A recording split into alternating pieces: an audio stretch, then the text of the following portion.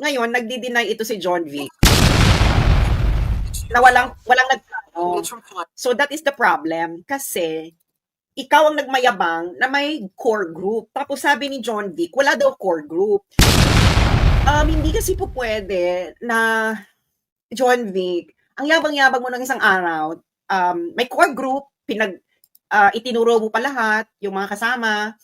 Tapos, ang nakakaloka pa nun, nung nandoon na si Secretary Anyo, ito ang sinabi niya sa Senate hearing, di ba si Secretary Anyo, sa nagsabing, ano daw, kasama sa core group. The implementation of the ICC warrant is beyond my, for the record, that I'm not aware of any core group, nor am I a member of such group that allegedly planned and prepared for the arrest of former President Duterte. Hindi naman. It was a group effort, Secretary Ann.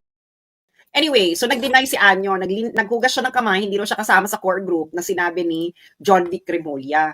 So, ang problema kasi dito, bakit ngayon mo lang dininay? Tapos, ang sinabi pa yung mainstream media naman ngayon, ang pinapalabas nila, kumakalat lang daw yun na balita. Hindi po kami ang nagpapakalat ng balita. Ang nagpakalat po noon ay si John Vic Remulla. In-interview po siya ni Pinky Webb. So, kayong mainstream media, halatang-halata na nagiging PR kayo, damage control kayo ng gobyerno ni Marcos.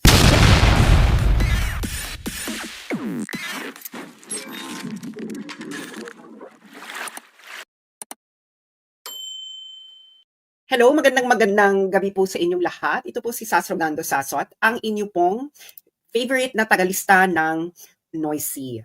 Ayan. Ano na mga katoto? Kamusta kayong lahat? Paki-share na po ngayon ang ating live dahil pag-uusapan po natin ang comedy show na nangyari kanina sa Senate hearing ni Senator Amy Marcos tungkol sa forced exile ni Pangulong Duterte sa Netherlands. Ayan. Kamusta po kayong lahat? Mabuhay po tayong mga Pilipino dahil napaka-importante po ng ating pag-uusapan ngayon. So, please share now our live para marami pong makarinig, makaintindi, at makapaghimay ng ating mga importanteng usapin ng bayan. Maraming na po tayong namumulat sa kalokohang ito ng gobyerno ng Coca-Cola. Hindi ko in-endorse ang soft drink na yan. Huwag niyong bibilin dahil hindi maganda ang soft drink. So, always drink healthy. Anyway, so, ito na, share nyo na. Lalo na yung mga kanina pa nag-aantay. Kanina pa kayo nag-aantay, di ba? So, ito na, no? At ako'y nakakain na. Nagawa ko na ang aking mga dapat gawin ngayong araw na ito. Okay? So, please, share now. Ayan, share now. Maraming salamat sa inyong aking mga masugid na taga-subaybay. Dahil as of this moment, dahil sa inyong very enthusiastic na aking mga audience, all organic, walang halong chemical, ang ating po ngayong update sa ating number ng ating na mga na-boost na po ng FB ang ating mga content dahil sa inyong kagitingan sa pag-share sa inyong mga kachismisan, chat groups, Facebook groups, at kung ano-ano pa sa inyong mga wall. As of this moment, 178,478,388 views na po tayo at ang ating pong engagement ay 24.8 million. Malaki po yan. Okay? Ilan lang tayo sa aking page, 507,000. So, that's huge. Ito ay dahil sa inyo po na masugid na nagko-comment, nag-share, at nagpapalaganap po ng comedy. Comedy naman kasi nangyayari. So, ito na, pag-uusapan na natin. And of course, no, binabati ko po ang mga taga-Wakanda. Alam niyo naman, Wakanda forever. Ako, kayo maniniwala kay Southern Luzon, Wakanda. Kayo maniniwala dyan sa apology niyan. Kilala ko yan. Iyan ay isang dakilang orokan. Double-faced, walang paninindigan. Alam niyo naman siguro. Kaya huwag kayo magpapadala. Sorry, kumakain ako ng chocolate. At gusto ko na panghimagas kasi kakakain ko lang at isda yung kinain ko. Okay. Now, mga taga-Wakanda, alam niyo naman na nangyari kay Black Panther. Di ba? Pag-usapan na natin, dahil ang daming comedy kanina. Okay? So, ang una nating comedy ay, Oy Bob PH, gagamitin ko ang iyong mga videos dahil maganda ang yung mga content, okay? I-follow nyo to si Bob PH kasi talagang isa ito nung panahon pa to ni Duterte. Panahon pa siya ni Duterte, kaya siya very ano. So, i-follow nyo yan mamaya, si Bob PH. Kasi gumagawa yan ng mga video content. Ayan, Bob PH. Matagal na to. Panahon pa to ni Digong. So, minsan active siya, minsan hindi. Kasi nga, yung nasa likod kasi ng Bob PH is grabe kasi ang trabaho nito. So, uunahin na muna natin ang gwaping, no? Ako, John Vic, ha? DILG Secretary John Vic. Alam mo, crush pa naman kita. Pero, as of this moment, parang nawala na yung pagiging gwapo mo. Dahil hindi na namin alam ang gusto mong gawin sa buhay, John Vic. Okay, ano ba yung point natin dito kay John Vic? Ito kasi si John Vic, sandali. Meron ba akong stand alone ni John Vic? Unahin natin si John Vic kasi si John Vic talaga yung nakakatawa. Todo. Parang, meron ba akong ano ni John Vic? O ito, papanoorin muna natin ang eksena ni John Vic sa buhay. Okay? Kayo po ba? Because during the press conference, Okay. This is from his interview sa Bilyonaryo with the gorgeous Pinky Webb. Ayan na, Pinky Webb, sabi ko na gorgeous ka. Gorgeous ka naman talaga. So, actually, ang ganda ng face card ng interview na to. No? Gwapong-gwapong si John Vic, gorgeous na Pinky Webb. So, usapan to ng mga magaganda. Ayun nga lang. Parang usapan nga lang ng ganda lang. So, papanoorin natin si John Vic. Siguro napanood nyo na itong lahat. Okay. So, i-recap lang natin yung kanyang sinabi ng ating crush na si John Vic Remulla. Aminin nyo, nagwapo si John Vic. Kung na kayo magtaka, gwapo talaga si John Vic. Pero, i-evaluate na ngayon natin ang kanyang substance, no? So, ipi-play na muna natin to. really, on top of this, kayo po ba? Because during the press conference of the president, it was you and the president. Yes. So, ikaw po ba nagplano ng lahat ng ito? Hindi naman. It was a group effort. Secretary Chidoro was there. Secretary Anyong was there too. And the president and I. So, Would you support So nakita niyo na yon yung sinabi niya na, ano ba yan? I think napanood niyo na yung sinabi ng bilyonaryo, no? Hanapin ko nga yung buong video nito. Asa ba ang buong video niyan? Do I have it? Anyway, papanoodin din natin dito. Nasa Bob PH din siya. Ang nakakagulat kasi is John Vic Remulla. Papanood na natin tong lahat. So, hindi ko alam kung anong gustong palabasin ni John Vic Remulla. Ano ba tayo? Tayo ba ang mababa ang IQ? Yun ang gusto ko malaman. Tayo ba ang may taurine deficiency? Or tayo ba ang nasa ibang kalawakan? Ano ba? Nasa multiverse na ba tayo? Tayo na ba ay hindi ko na alam kung anong nangyayari dito sa ating bayan, no? Anong nangyayari sa ating universe? Parang nag-split na ba ang universe at dumating na ba si Doctor Who? Si Thanos, napunta na ba kay Thanos ang Infinity Ring? Kaya gusto ko yung buong sinabi ni John Vic para with impact. John Vic Remulla, core group. Ayan. Kasi maganda kasing mapakinggan natin yung buo para walang misrepresentation. Baka na naman sabihin nila, ano tayo? Nagsisinungaling tayo. Hindi ba? Okay, let's find parang hirap namang hanapin ngayon ng core group. Core group, 'di ba? Kasi baka sabihin nila fake news tayo kasi hindi naman ang hirap nang hanapin ng core group. Ano ba 'to? Nag-ano na ba tayo? Kasi dapat manggagaling sa kanyang bibig mismo. Kailangan straight from his mouth. Baka sabihin kasi ni John Vic Remulla na AI. Hindi ba? Kailangan talaga tayo, direct from the horses, straight from the horse's mouth. Pero balita ko, hindi raw pang kabayo. Yun lang naman ang balita ko. So, medyo misleading yung straight from the horse's mouth. Kasi parang hindi naman daw pang kabayo. Parang pang ano lang daw, tuta, ganyan. O wala akong sinasabing masama. Cute ang mga tuta. So, pwedeng cute lang. Di ba? So, ito naman kasi, asa na to? Parang may nag-delete na nitong sinabi ni John Vic, yung video niya mismo. ano ba 'to, scrubbing na ba ang tawag dito, online scrubbing. Hindi ko na mahanap yung video, eh. Kahapon ang daming video nito ni ni kaya ngayon, kaya alam niyo na ang importansya na 'pag may nakita kayong video, i-download niyo na kaagad, hindi ba? I-download niyo na kaagad. So, asan na yung okay, eto na lang kasi maganda dito, may nakita akong John Vic versus John Vic. So, eto papanood ko sa inyo para, for more Was that the plan from the very Yes, from the beginning? very What was, and who was really on top of, ulitin natin. was that the plan from the very Yes, from the beginning? very beginning. What was, Hala, bakit ako naglalag? was that the plan from the very Yes, from the beginning? very What was, and who was really on top of this? Kayo ho ba? Because during the press conference of the president, it was you and the president. Yes. So ikaw ho ba nagplano ng lahat ng ito? Hindi naman, hindi naman. It was a group effort. Secretary Chidoro was there, Secretary Anyong was there too, and the President and I. Few moments later. Napakaliwanag naman ang sabi ninyo, hindi ako mag-isa kahit ako ang kasama ng presidente nung nagsalita sa press con, hindi ako mag-isa ang nagplano. Isang grupo kami. Tapos pinangalanan mo. No, ma'am. Eh sinabi ninyo eh. I state, ma'am, again, executive privilege, but ma'am, Walang executive privilege kasi binunyag na I ninyo sa must TV. state it very clear, as I stated very clear, that there was no mastermind. We were discussing mainly about what the president's statements were in Hong Kong, and it was based all on that statement, ma'am. Sinabi ninyo na hindi kayo mag-isa na nagplano, kundi There isang was no grupo. planning, ma'am. Pero yun ang sabi eh. I said, hindi ako nagplano.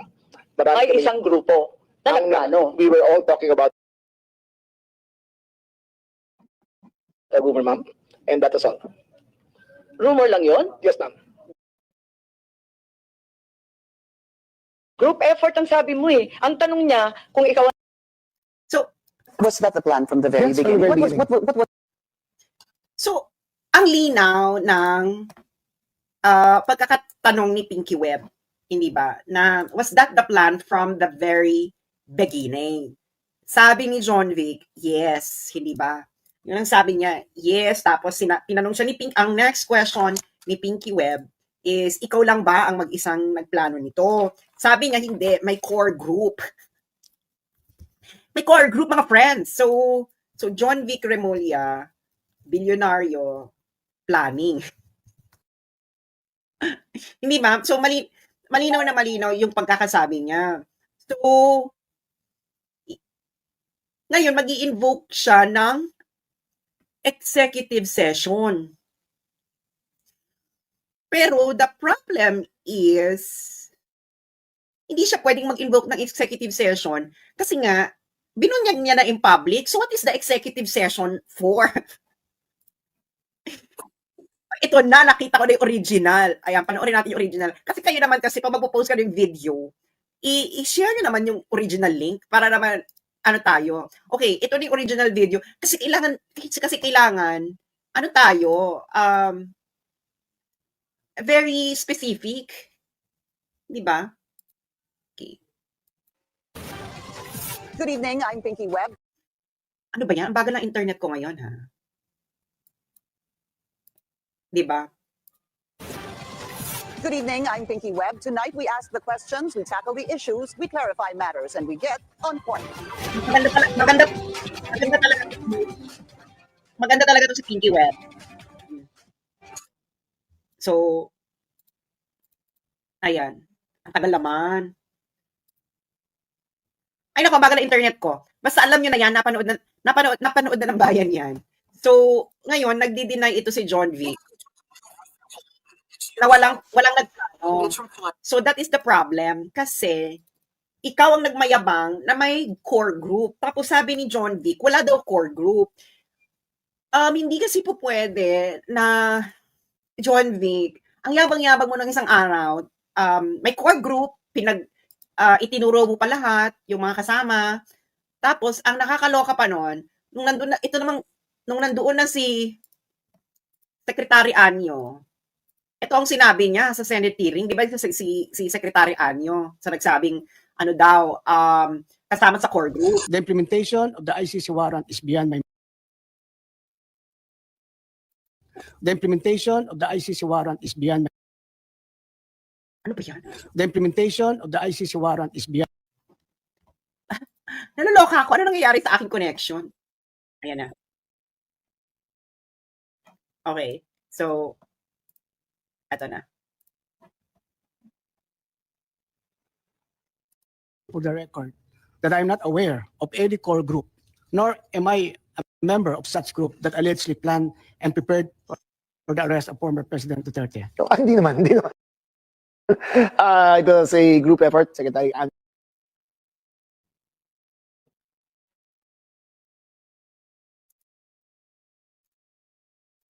Ulitin natin. Ano nangyayari sa connection ko?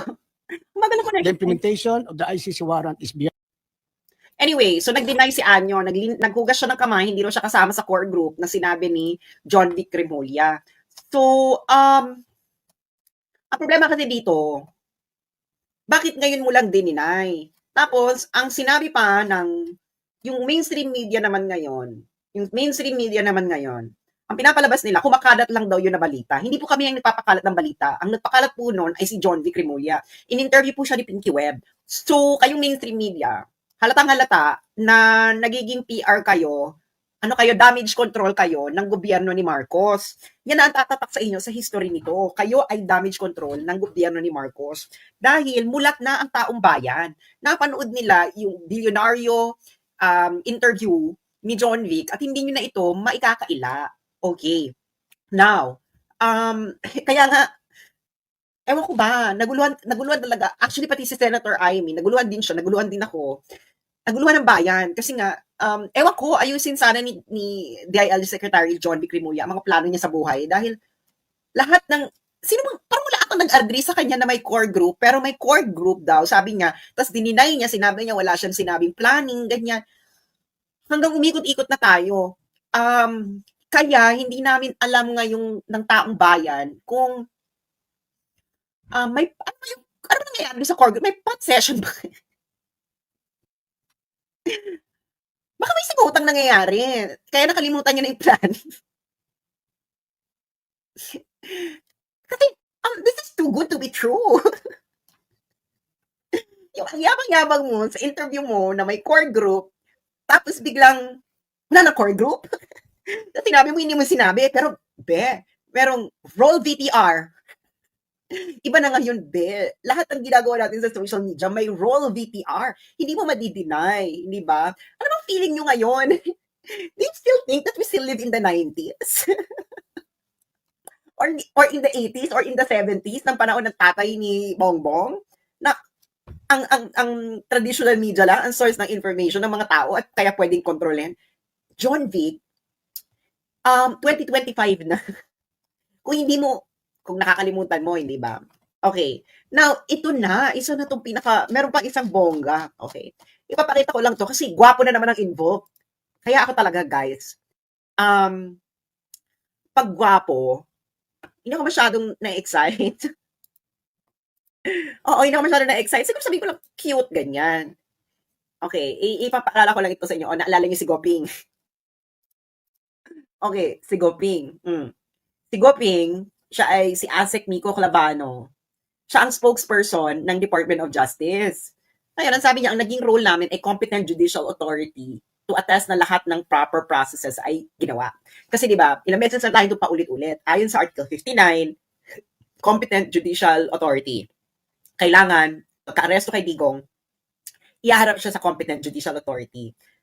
Ako ang una nagpasiklab nung issue na yon, Article 59. After nun, bigla na nagkabale-balentong ang Malacanang kung ano yung pinagsasabi.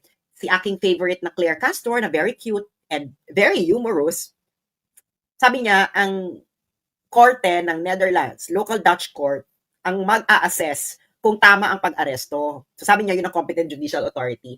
Ngayon naman, itong si ASEC Miko Clavano, iba naman ang sinabi. Nag-claim na sila. Nag-claim na si Miko Clavano na sila yung competent judicial authority noong panahon na yon. Okay, so naging issue ngayon ito sa hearing. Okay, so eto na. Kasi hindi lang pala doon sinabi ni ASEC Miko Clavano ang eksena na yon. So panoorin na. J. Remulla, etong sinabi ni ASEC Miko Clavano. Bakit ang bagal? Naloka ako.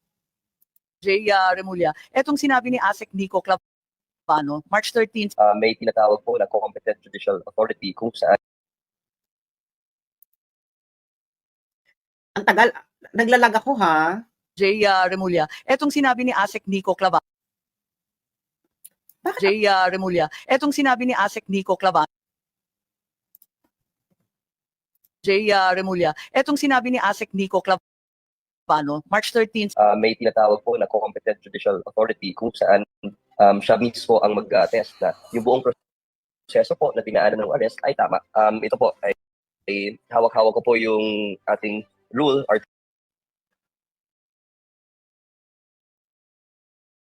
Ang tagal, bakit ako naglalag? Bakit naglalag ang mga video sa Facebook? Ngayon lang ito nangyari ha. Bitin natin. Remulla, etong sinabi ni ASEC Nico Clavano, Okay, so anyway, so tinanong ni si DOJ Secretary Remulla tungkol dito. Ngayon, ang sabi ni DOJ Secretary Remulla, hindi naman ano lang daw 'yon, figuratively. hawak ko po yung ating rule, Article 59, na kailangan dalhin yung person arrested sa competent judicial authority. So yun po yung naging papel. Kami po yung nagsilbing competent judicial authority. Okay, so narinig nyo na. So ibig sabihin, ina-acknowledge niya yung Article 59. This is the spokesperson ng DOJ. Ito yung pagkatapos ng pumutok yung Article 59 bonanza ko. Di ba pinakita pa ni Clavano? Spokesperson to ng DOJ. So ibig sabihin, nire-recognize niya. Pero inako na lang niya na yung DOJ, yung Competent Judicial Authority, hindi nga sila ang Competent Judicial Authority kasi nga, according to DOJ Remulla, hindi naman daw hukom ang DOJ. So, tinanong ni Amy Marcos, so, ano itong sinabi ng spokesperson nyo? Ang sabi ni Remulla, ano lang daw yon, figurative. Figurative ang pagkakasabi ng spokesperson ng DOJ. Ano ibig sabihin po ng figurative? Ibig sabihin, ano lang daw to, figure speech, hindi lang literal yung sinabi ni DOJ spokesperson Clavano. Ewan ko mga mga ka-moisture. Ako naman tapos naman ako sa magandang paaralan. Pumasa naman ako ng English literature, ng grammar. Ang alam ko kasi, ang figurative, ibig sabihin pwede itong metaphor, analogy, simile, hyperbole, irony, ano pa ba? Marami pa yan, no, na figures of speech. So, ang gusto ko lang malaman sa mga English major, may mga English major bang nanonood sa akin? Ang gusto ko lang malaman sa mga English major na nanonood sa akin is ano bang figure of speech? Ano bang figure of speech ang nangyari sa sinabi ni Nico Clavano? Para sa mga English major, uulitin natin kasi ako, I'm very interested kung anong figure of speech yon, no? Kasi parang hindi ko ata ito napag-aralan sa English literature and English grammar. So, baka ganito sa Ateneo kasi taga-Ateneo to eh. So, ulitin natin. Ito po na dinaanan ng arrest ay tama. Ito po ay So parang hindi naman ata siya nag-figure of speech kasi ito lang kasi hindi ako English major. So ipapaubaya ko na lang to sa mga English major. Kasi si Goping, binasa niya yung Article 59.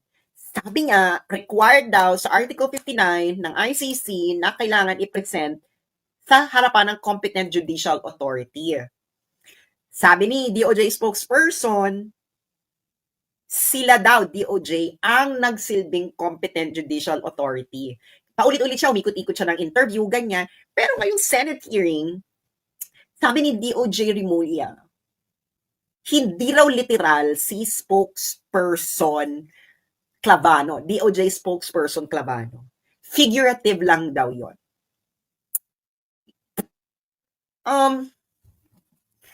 Anong nangyayari? Bakit napunta na tayo sa English literature? Bakit poetic interpretation? Onomatopoeia daw. Leche ka Fernando Guerrero, sabi niya, oxymoron. Pwede naman daw oxymoron. Ayun na nga, ano ba oxymoron? Irony? Metaphor? Personification? Simile? Synecdoche? Alam mo feeling ko talaga, ang ganda ng mga final exams ngayon, hindi lang sa bar exam. Ako Supreme Court ako talaga i-require sana nakikiusap ako sa Supreme Court sa bar exam ngayon na sa bar exam ngayon ng mga laws ng mga gusto maging lawyer. Kapag ang question na ito hindi lumabas kapag ang question na ito hindi lumabas, Supreme Court, hindi kayo relevant. Dapat ganyan, dapat may ganyang question. Kayo mahal namin sa Supreme Court yung mga gumagawa ng bar exam. Pag ito hindi lumabas to sa bar exam this year, hindi kayo relevant. Di ba ganyan madalas sa bar exam? May mga questions na attuned with the times. Yung mga nagre-refer sa mga recent controversy, hindi ba? So, dapat may ganyan sa bar exam. Di ba? Dapat may question na, is DOJ a competent judicial authority figuratively? Kasi, yun ang sabi ni DOJ Secretary Remulla na figurative lang daw. Okay, figurative. So kung figurative, ipapaubaya ko na sa English major. Sa mga English lit, sa creative writing. Kasi parang mas linya nila yan. Yung figures of speech. Pero meron ba English lit major dito or creative writing? Di ba? Gusto lang namin malaman kung ano. Kasi, ano talaga alam mo yung parang, joke ba kayo? Itong gobyernong bubble gang. Alam mo yon, baka walang gore group. Baka merong bubble gang. Okay, now, eto na. Hindi na nila, itong isang pinakamagandang discussion, no, na hindi ko na malaman kung anong gustong gawin ni John Vic Remulla para lusutan yung mga sinabi, yung mga nangyayari. Kasi, sabi niya, ni DOJ Secretary Remulla, wala na raw jurisdiction, tama naman daw, na wala ng jurisdiction ang ICC sa Pilipinas. Pero, ngayon, ang sabi ni Remulla, ito, balita ka to lang. Sabi ni Remulla, we surrendered an individual to the ICC. We did not surrender as a country. Okay, bakit mahalaga to? Bakit mahalaga tong chika na to? Okay, mahalaga ang chika na to. Ay, ano ko kay Maharlika? Bakit mahalaga ang chika na to? Kasi,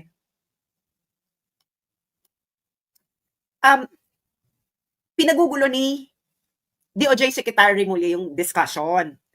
We did not surrender as a country, we surrendered an individual. Okay, tapos diniscuss niya yung jurisdiction ng ICC. Tama naman siya. Ang jurisdiction ng ICC, ang nililitis doon, tao. Okay? Pero mali yung sinasabi niya na ang jurisdiction ng ICC is over sa tao lang. Mali yun. Okay? Ang jurisdiction ng ICC, dalawa ang basihan. Okay? In general. Okay, the general rule is territoriality-based jurisdiction at nationality-based jurisdiction. Pero yung parehong yan, naguugat yan sa fact na ang bansa ay under ng jurisdiction ng ICC. Nagets nyo na. So, ibig sabihin ng territoriality-based jurisdiction, kung ang krimen na nakapaloob doon sa Rome Statute ay nangyari sa teritoryo ng isang bansa na member ng ICC, may jurisdiction sila. Kung ang krimen ay ginawa ng isang national ng isang bansa na member ng ICC, may jurisdiction din sila doon sa situation na yon. Okay. Now, ginulo-gulo na ni John Vic Remulla ang ang discussion. Ito ang, alam mo sa mga law student, no? Ito natutunan namin sa Leiden. Nung nag-aaral ako dyan kasi ng international law. Gumawa kayo ng flowchart. Para hindi ganun yung simple lang naman ang batas. Parang flow chart. Yes and no. Meron yung flow. Okay. So, hindi mo po pwedeng sabihin, kung walang jurisdiction ang ICC sa Pilipinas, ibig sabihin, walang jurisdiction siya sa kahit sinong individual na nasa Pilipinas unless na yung gumawa ng krimen na yon is nationality ng isang bansa na may jurisdiction, na member state ng ICC. Na gets ninyo? So, ewan ko, ang sakit sa ulo ni John de Cremuli. Ngayon, yung sinasabi mo na may jurisdiction sa individual, kaya mo sinurrender, hindi nga po pwede yun. Kailangan, ikaw muna is under ng jurisdiction. Pwede mong isurrender voluntarily, kahit wala ka sa jurisdiction. Pwede naman yon. Or, pwede ka mapasa ilalim ng jurisdiction kung merong UN Security Council resolution na nag-authorize sa ICC prosecutor to investigate a situation. Okay. Now, napaka-maselan na usapin itong jurisdiction, and I believe na i-raise ulit ng lawyer ni PRRD, as they said, na i-challenge nila yung jurisdiction. Bakit? Okay? Bakit? Kasi unang-una, hindi unanimous yung ICC judges doon sa issue ng jurisdiction nung nag-decide sila. I think that was in 2023 or earlier than 2023. I can't remember the exact year. Okay, bakit masalimuot yung jurisdiction na yan? Yung jurisdictional issue na yan. Okay, ganito yan. I-propose ko lang yung sinabi ko para hindi ako mawala. Okay, kasi, di ba hindi sila unanimous, yung mga judges. So, 5 yung judge doon, 2 ay nagkaroon ng dissenting opinion. Okay. Bakit? Bakit kamo? Ano ang kanilang argument? At yung argument nila nakakatuwa kasi they based it on the analysis ng dati kong professor sa international jurisprudence. Okay. So, nakita ko yung pangalan, professor ko to sa international jurisprudence sa Leiden na. So, alam ko yung argument na yon. Ngayon, ang issue ganito. Kailan nagkakaroon ng jurisdiction yung korte? Nagigets nyo? Ito yung nuance. Kailan nagkakaroon ng jurisdiction yung korte? Ito ba ay nagkaroon ba ng jurisdiction ng korte noong nakatanggap ng communication yung ICC prosecutor or nung nagpahiwatig siya na mag-i-investigate siya, na humiling siya sa korte na magkaroon ng authorization na mag-investigate? So, yon ang issue. Or, nagkakaroon lang ba ng jurisdiction kung ang korte ay nag-exercise na ng jurisdiction? So, ang tanong, kailan ini-exercise yung jurisdiction? Okay? Sabi nung judge, nag-exercise yung jurisdiction nung inauthorize mo na yung prosecutor na mag-investigate. Kaya yung dalawang judge, nag-dissent sila. Bakit kamo? Okay, ito. Pinaliwanag ko na to sa aking Facebook para makita nyo yung paliwanag. Bakit? Ay, ba yan? Okay, bakit? Kasi itong timeline is everything. Okay, umalis ang Pilipinas sa ICC 2018. Ang effectivity kasi ng withdrawal, 1 year after. So, naging effective siya March 17, 2019. Okay. Yung ICC prosecutor, nag-request siya ng authorization to investigate sa korte ng May 24, 2021. Okay. So, that is already 2 years after, wala na yung Pilipinas. Ngayon, yung korte, inauthorize niya yung investigation ng September 15, 2021. So, ibig sabihin, wala na eh. Umalis na. Okay? So, ngayon, yung majority opinion, yung 5 yung judge na nag-discuss nito eh. So, yung 3, nandun sila sa interpretation na may jurisdiction during when the crimes were committed. So, masalimuot pa ito. Itutuloy pa yung question ng jurisdiction kasi this is not fully settled. Lalo na kung ang judges ay hindi unanimous. So, pwede pa tong ma-reverse. Actually, kahit nga unanimous yung mga judges, nare-reverse pa rin yung decision afterwards sa appeal. Okay. So, ngayon, ang pinakamalaki dito is, ano ba yung prosecutor? Ang prosecutor ba ay ang korte? Okay? Kasi ang sinasabi daw na nag-exercise ng jurisdiction, ibig sabihin nag-exercise ng jurisdiction, ay ang korte. Ang korte, nag-exercise lang siya ng jurisdiction pag dumating na sa kanya yung asunto or yung request for investigation, doon pa lang siya mag-exercise ng jurisdiction. So, ngayon, ang sabi Ang key point kasi dyan sa sinabi nila is, ang pinaka-basic na condition ay miyembro ba ng ICC yung bansa? Okay. Hindi kung kailan nangyari ang krimen. Yun ang sinabi ng mga judges nag-dissent noong dinidesisyonan niyang jurisdiction.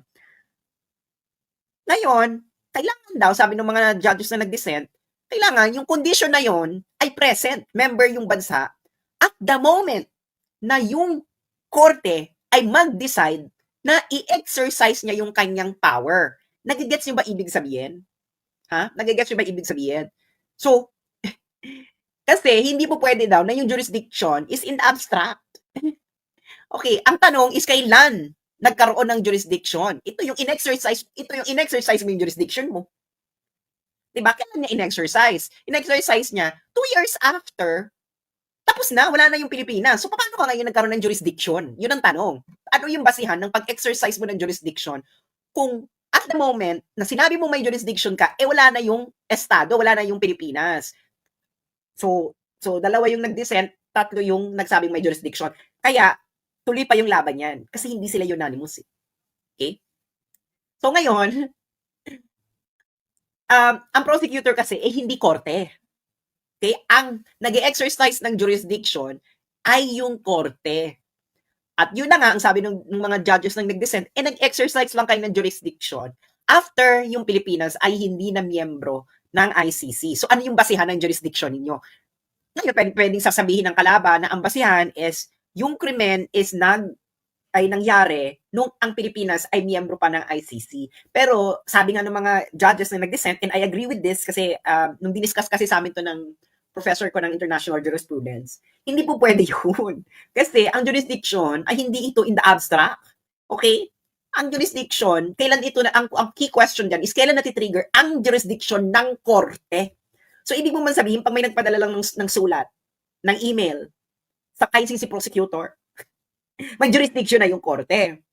So, hindi ba nga, kaya nga yung ICC prosecutor, humihiling pa ng authorization to investigate. Okay? Humihiling pa siya ng authorization to investigate. Kasi, yung investigation na yun ay pag-exercise na ng jurisdiction. Pag nabigyan ka ng authorization to investigate. Ang problema, according to the judges na nag-dissent, nagbigay ka ng authorization to investigate 2 years na wala na ang Pilipinas sa ICC. So, ano yung basihan mo ngayon ng pag-exercise mo ng jurisdiction? Wala na nga yung miyembro 2 years after ka palang nag-decide na may jurisdiction ka. Nagets nyo? Kaya masalimuot pa ito. No? Matindi ang argumentation dito.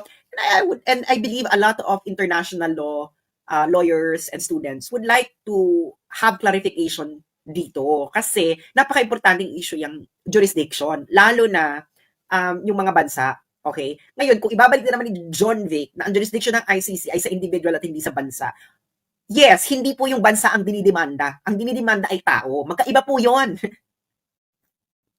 Pero, ang jurisdiction ng ICC ay nakaangkla sa pagiging miyembro ng isang bansa ng ICC. Ngayon, there are other exceptional circumstances, like for example, yung bansa hindi miyembro pero nag-volunteer siya na isuplong na lang sa ICC yung situation sa bansa niya, or merong UN Security Council resolution na itong bansa na to, hindi ito member ng ICC, pero paimbestigahan natin ito sa ICC. That is within the power of the UN Security Council. Now, kaya magulo yung ginagawa ni John Vic. Malinaw na nga malinaw yung policy ng gobyerno, wala kayong jurisdiction. Hindi mo po pwedeng sabihin wala silang jurisdiction sa Pilipinas pero may jurisdiction sila sa Pilipino. It doesn't match. Kung may jurisdiction sila sa Pilipino, yung Pilipino dapat is yung bansa niya miyembro ng ICC. O ginawa niya yung krimen sa isang lugar na sa isang bansa na yung bansa na yun ay miyembro ng ICC. Kaya nga, sir, gumawa kayo ng flowchart minsan. Parang hindi kayo nagkakabulbul din yan. Bulbul na. Gets nyo? Okay. Ngayon naman, itong si DOJ Secretary, Diyos ko naman, nag-refer na naman dyan dun sa RA kuning-kuning. Okay. Kasi nga, naano na sila dun sa Article 59. Gusto na nilang lusutan yung Article 59 kung ano-ano pinagsasabi nila. Okay. Ngayon, ito na yung favorite nila. Paulit-ulit nila ito. na yung RA, asa na yung ano ko? Yung RA 9851. Okay, RA 9851. Yung RA 9851, yan yung Philippine Act on Crimes Against Humanity, Hechos Garbanzos. Okay, ngayon, nagdepende daw sila sa Section 17. Okay. Kasi meron doon linya, ito, in the interest of justice, the relevant Philippine authorities may dispense with the investigation or prosecution of a crime punishable under this act if another court or international tribunal is already conducting the investigation or undertaking the prosecution of such crime. Instead, the authorities may surrender or extradite suspected or accused persons in the Philippines to the appropriate international court, if any, or to another state pursuant to the applicable extradition laws and treaties. Ngayon, yeah, tama. Yan ang nakalagay sa batas. Hindi naman to obligatory eh. May ang sinabi. Ibig sabihin, may discretion. Sino ngayon yung may discretion na gagawin ito? Okay? At ang nakalimutan nila dito is yung condition pursuant to the applicable extradition laws and treaties. So ano yung applicable extradition laws and treaties sa pag-surrender ninyo?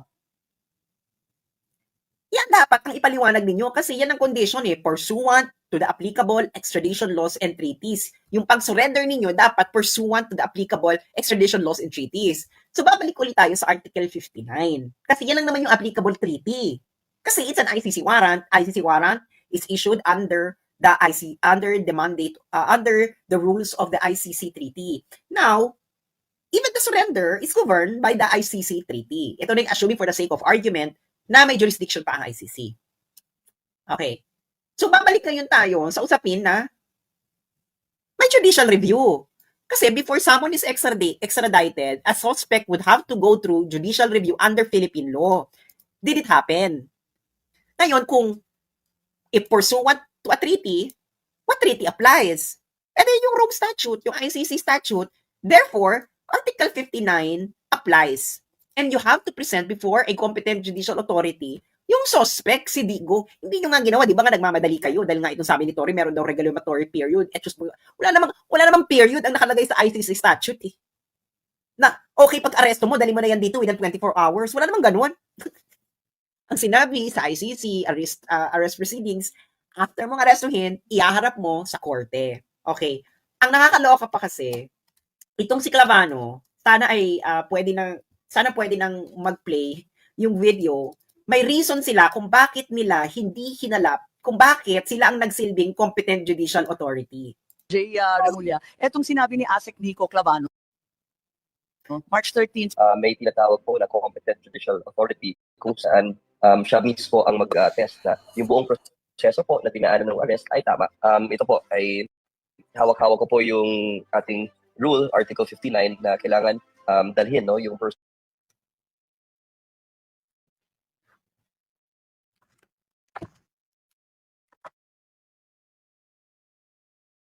Ano na nangyari? Ano na nangyari? I-refresh ko nga. Ano na nangyayari sa'yo, Miko Clavano? Bakit parang hinaharang tayo ngayon na ma-play ang kanilang mga sinasabi? Kasi kakaiba to, no? Kakaibang klaseng nilalang. Okay, i-play ulit natin. Asa na si Miko Clavano? Okay, Miko Clavano, again. Remulla, etong sinabi ni ASEC Nico Clavano, Anyway, may sinabi pa kasi siya dito, si Miko Clavano, na kung ihaharap po daw ito sa hukom, sa West, yung judge daw, paano daw niya ma-assess? Wala naman daw siya dun sa pangyayari. Hindi siya witness sa nangyari.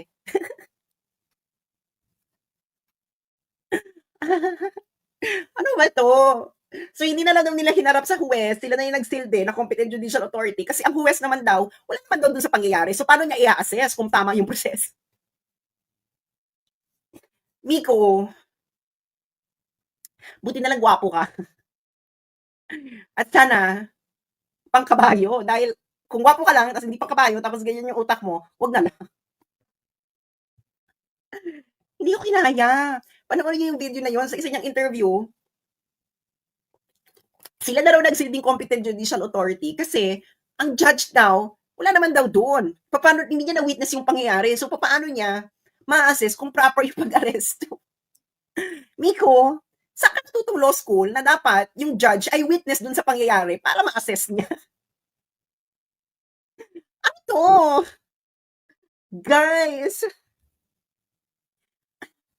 saan kayo nakuha itong mga taong to na yung dapat yung judge ay witness dun sa pag-aresto para ma-assess niya ng tama?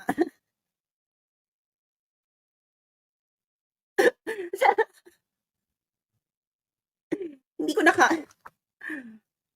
comedy, di ba? Bubble gang. So, ayun na nga. Hindi po namin kasalanan kung natatawa sa inyong mga tao at pinagtatawanan kayo dahil kayo nagbibigay sa amin ng comedy material. Kaya nga, yung fake news at disinformation, hindi ba dapat itong i-invite ng TRICOM? Dahil sila yung puro fake. Kaya imagine, in-interview ko na, ito na yung sinabi mo, nung interview mo, pagdating mo ng Senate, iba na naman yung sinabi mo.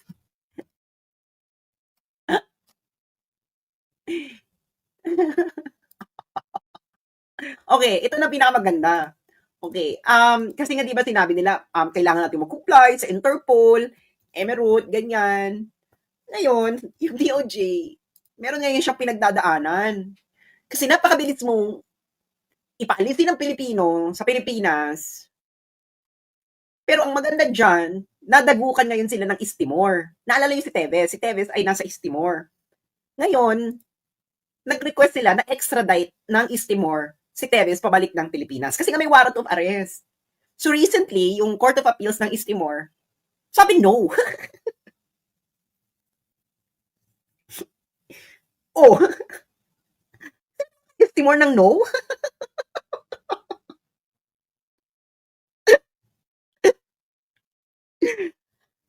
Di, yung East Timor naging bansa lang yan 20 years ago. Kailan ba? Ngayon lang, ngayong century lang.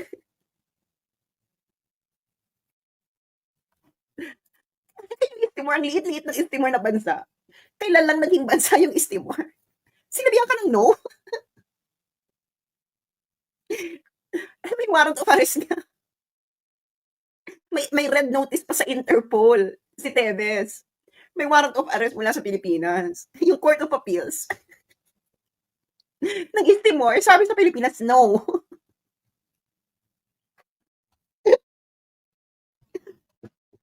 Kasi ito ang pinakamalala. Naalala niyo si Alice Go. Di ba si Alice Go daw tumakas ng Malaysia? Yung DOJ, sabi, kailangan daw nila ng information mula Malaysia. Ayaw daw magbigay ng information ng Malaysia tungkol kay Alice Go.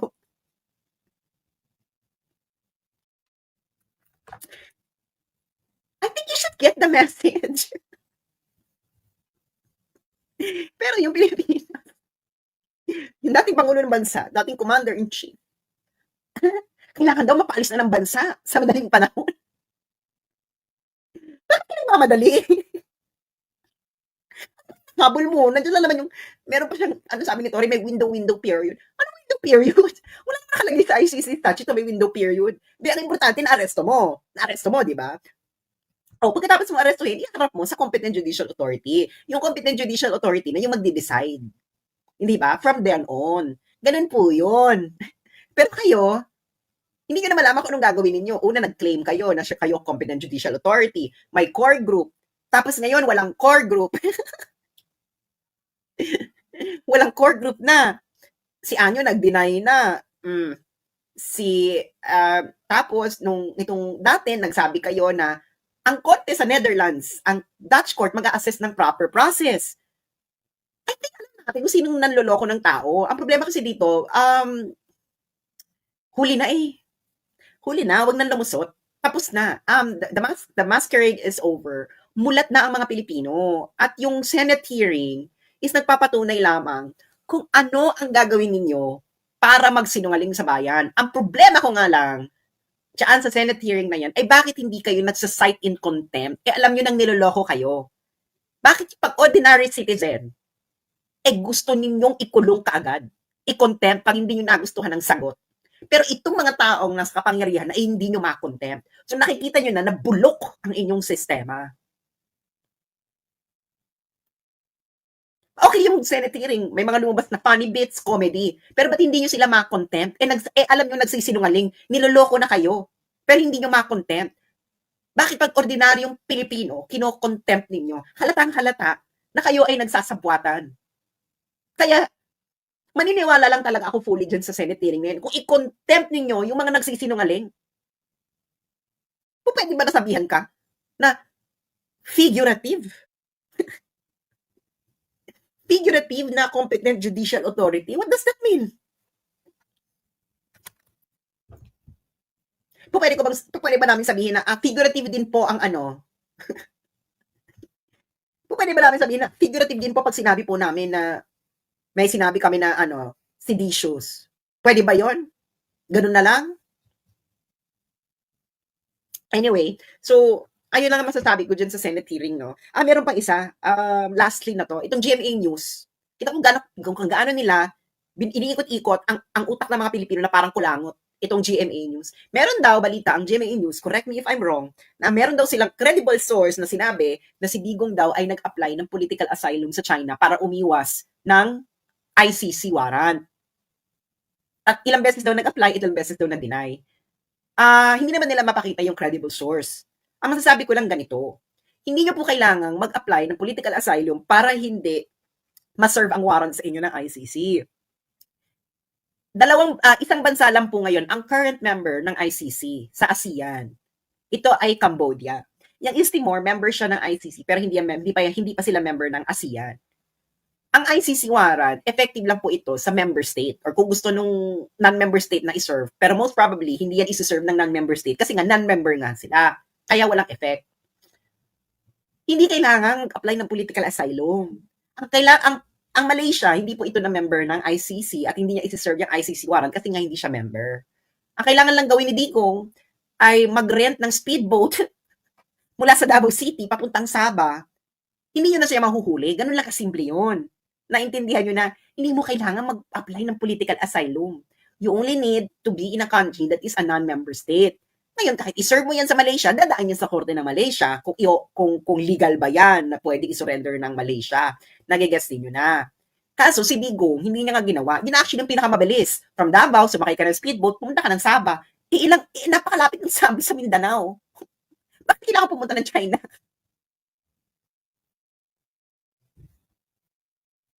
Ang ginawa ng Digong, di ba tumiretso nga siya ng NAIA? Kung umiiwas yung matanda, di dapat pala dumiretso na lang siya ng Davao. Hinarap kayo, bumaba siya. Diyan mismo. Yung ba umiiwas? Hindi totoo na nag-apply si Digong ng political asylum sa China dahil wala pong political asylum. Hindi po nagbibigay ng political asylum ang China. No, they don't. Alam niyo po ba na ang last time na nagbigay ng political asylum ang China ay 1979. Hindi nga sila nagbibigay. Kaya hindi siya nagbibigay ng political asylum. For political reasons. Since 1979, hindi nag-grant ang China. Very, very, very, very, very rare. Dahil ang China, ayaw niya ng mga ganyang gulo. Kaya yung sinasabi niyang na-reject, hindi nga nag-apply. Paano ma-reject? And since 1979, hindi nagbibigay ng political asylum ng China. At kung gustong umiwas ni Digong sa ICC warrant, ang kailangan lang gawin ni Digong ay ride a boat to Sabah, Malaysia. Because Malaysia is not a member of ICC. And therefore, the arrest warrant cannot be served there. Unless, of course, isuko ng Malaysia, no? Pero dadaan pa yan sa korte ng Malaysia. Because that is the proper process. Ngayon, kayong mga media,